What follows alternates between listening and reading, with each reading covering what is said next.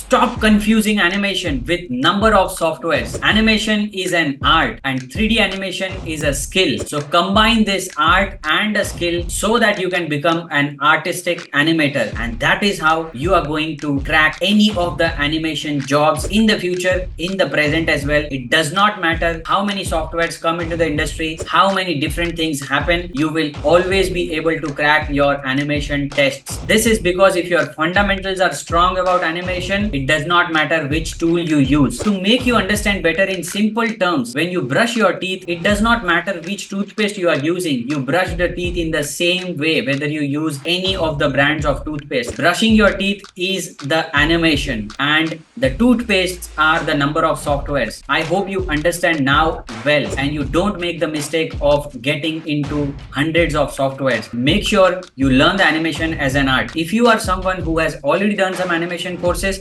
and if you are still struggling as an animator, I am offering a limited time free mentorship and there are only 2 seats left. So if you are the one, click on the link below, fill the application, and I will see you in the free mentorship classes. Take care and see you soon in the next video.